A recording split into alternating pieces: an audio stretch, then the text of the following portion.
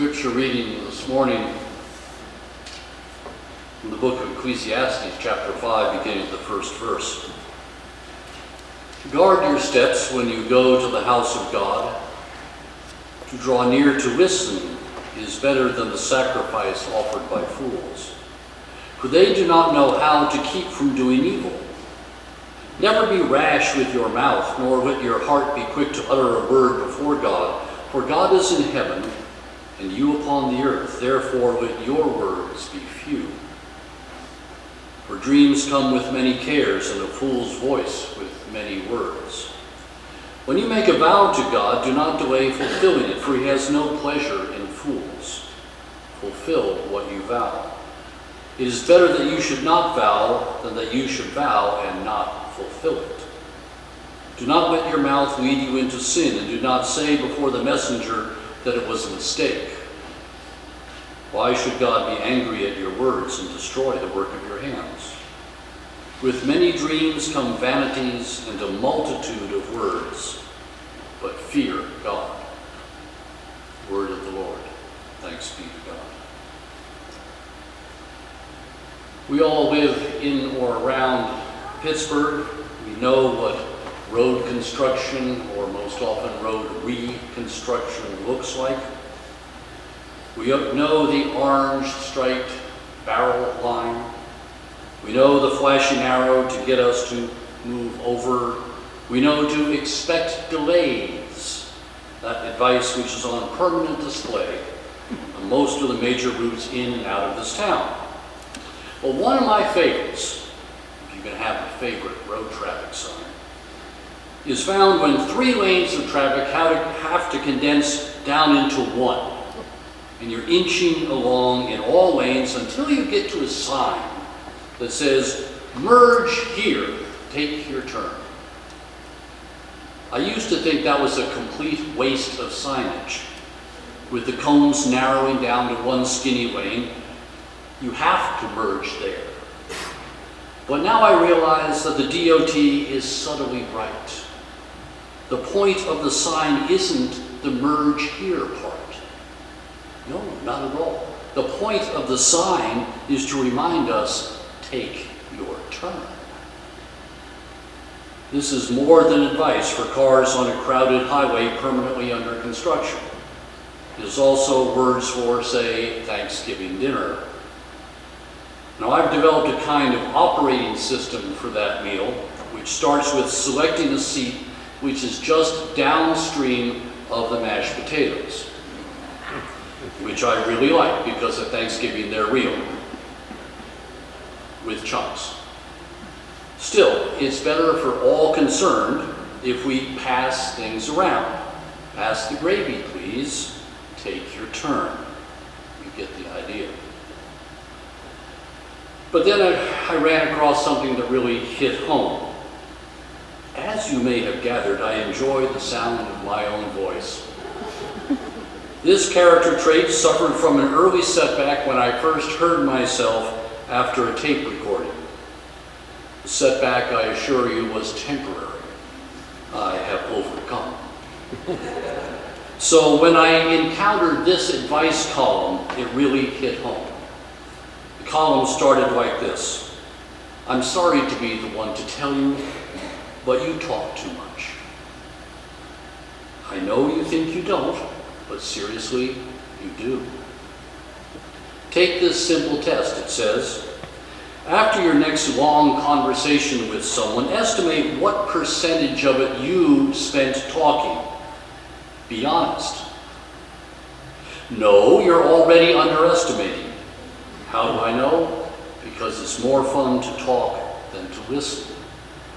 Talking is like drinking a great Beaujolais. Listening is like doing push-ups. Add another 20% to your total. If you talked more than 70% of the time, you jabber too much. I know this because my son has Asperger's syndrome, and part of his education was learning conversational dynamics. People with Asperger's," it says, "tend to give monologues about their obsessions, which can be problematic socially. It's hard to get a date after you've just told a girl all of the subway stops in North America. But there are a few things we can do to deal with this common situation, not just as talkers and as listeners. And it's important, not just as a matter of basic sociability, but also as a set of spiritual exercises. One trick is to stop and visualize an optimal conversation where each person talks about 50% of the time. This counterpoint of a good interchange is what we're aiming for. But what if your talking partner is just sort of a quiet person and loves to listen? Stop it. It's not true. She doesn't. Listening is like reading a utility bill. Talking is like eating a Cinnabon bun. So how do we achieve this 50-50 conversational ideal? Not that hard. We ask questions. But we can't think that one measly "how's it going" is going to turn us into Oprah or Charlie Rose. We need to actually listen to what the other person is saying and find openings based on what we hear. For instance, your friend says, "I think Henry the intern is probably a psychopath." Now you're inclined to say, "So's my mother. Just yesterday at the museum, she..." Don't say it. You're talking too much. Instead, try, "Why do you think he's a sociopath? And then if he's cute, do you think he'd be good for my niece?" Now you're doing great. Your friend will love telling you. And when she's done, if you must, you can tell the anecdote about your mom. But if you're talking about someone your partner doesn't know, especially if it's your mother, keep it short. 1 minute tops, unless it's a truly fantastic story. And to qualify as such, at least 5 people have to told you it is a fantastic story. Not just a good story, a fantastic story. 1 minute? I have to include all the details. No, you don't. Just get to the part when, on a crowded elevator, your mom turned to you and said in a nice clear voice, "I think someone just passed wind in here." Your job is to quickly entertain and inform. Then ask good questions. Talking is a Pedro Alvarez home run. Listening is getting hit with the ball. But you say, "This sounds like too much work and talking feels so good. Besides, people don't seem to be complaining about you." But they are. Think about it. Why do you always wind up getting sat next to your Uncle Max, who refuses to wear his hearing aid? Why do colleagues at nearby cubicles tell you they have to wear headphones in order to concentrate on their work? Why do people say to you at parties, "Excuse me while I grab another large drink"? Does any of this make sense? All right, this is church. Go to the Bible. There's lots of talking in the Bible, especially in the book of Job. It is really one long conversation. Job, you remember, was afflicted with more than what one person could reasonably bear. And he seeks understanding as to how this all could have come upon him. And his 3 friends come and they try to console him. But one has little patience with all this.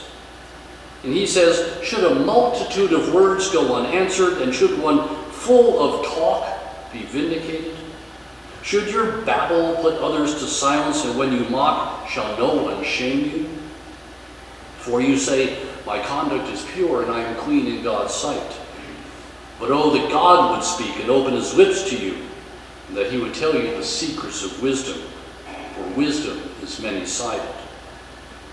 And his friends go on and on like that, offering solution after solution after solution that never really come to much, and he's sitting there and he's listening to it all. And then finally he says, it's more of a rant actually, he says, "I have heard many such things. You are all miserable comforters. Have your windy words no limit? Or what provokes you that you keep on talking? I also could talk as you do, Maybe if I were in your place, then I could join words together against you and shake my head at you. I could encourage you with my mouth, and the solace of my lips would assuage your pain. And there are other injunctions in Psalms and Proverbs about overstating one's complaint or going on too much generally. And you can't even accept the New Testament. The Apostle Paul went on so much he put his listeners to sleep. One of them fell out of a window.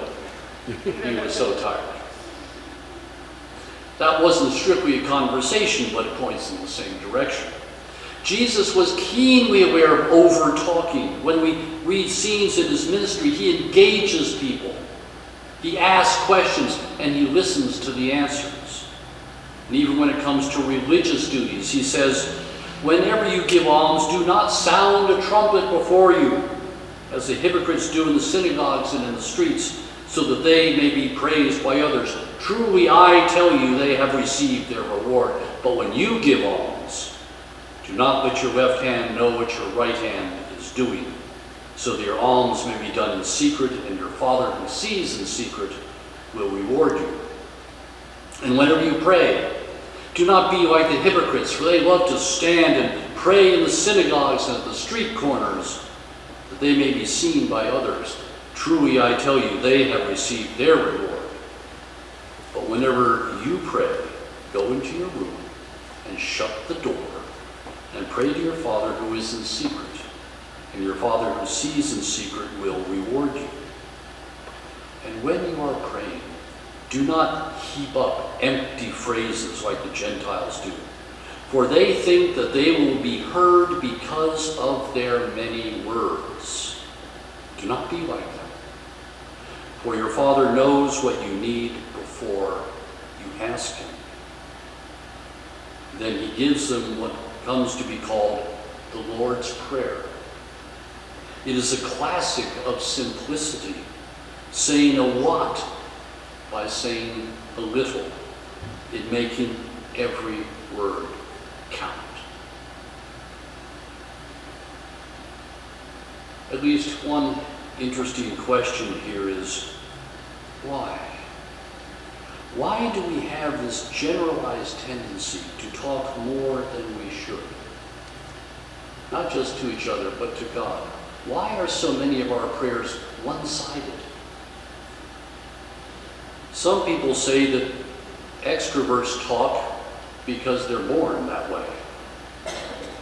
So introverts talk to show that they're not really introverts, they're extroverts. People who are confident talk because they want to. And insecure people talk to avoid hearing others say something negative about them. Arrogant people talk because they know better. And humble people talk so the arrogant will take up their cause. And so on. That's cute, but it strikes me that the reasons may have something to do more basically with the human condition. Drop back, way back, to the Garden of Eden. Adam and Eve mess up by eating the one thing in the garden they were told not to eat. The Lord drops by. And what happens? They start talking. Did they think the Almighty didn't know what happened? I doubt it. I suspect they were stalling at best and trying to wiggle out of it at worst. Maybe in a more fundamental sense, they were trying to fill the space between them. There didn't used to be space, but now there is. Trying to fill the space between them with words instead of dealing with the transgression. Maybe this is what happens, at least in part, with us. Talking keeps us in control, at least in our own heads. Listening, on the other hand, cedes control. And that can be difficult. Who knows what the other person might say? But that is the basis, the very intimate basis of relationship itself. The ability to hear something, to learn something we didn't know from another, and then hopefully to respond with a commitment of our own to that other that seeks understanding. Remember, I said way back that these exercises are spiritual. Of course they are. Because our spirits are inseparable from our true selves. And when we practice restraint, when we share attention with others, when we cultivate humility, we honor our Creator and the Spirit that gives life to all things. So keep that image in mind. 3 lanes of traffic having to condense down into one. Finally, you get to the sign, merge here, take your turn. Think what happens when some people don't want to take their turn. Think of your readiness to give them what one of my friends calls a sound bite. Take your turn. It's a good message. It makes me think that the DOT isn't short for Department of Transportation. Maybe it really stands for dumb, obvious truth. As I mentioned, in a few short days we'll have our National Day of Thanksgiving, and yes, there will be football games, but more importantly, social gatherings, meals with family and or friends. It's one great opportunity that lies in front of us to put some good Christian listening skills to good use. And if you all do it together, just think how peaceful your holiday might be. Merge here around the dinner table and take your turn, especially in conversation. Take your turn. Step it up a notch when you pray or meditate or have some quiet time. Take your turn. Try to listen as much as you talk. Try to clear your head as much as you try to stuff stuff into it. Be anxious to receive answers, as anxious as you are to have questions. Be as open to the mystery of God's amazing love as you are concerned with your own personal well-being. Do these things and you will find, I guarantee it, you will find that ripeness, wisdom, and a sense of perspective will come into much sharper focus. And the food will taste better too. So thank God, from whom all blessings flow. Amen.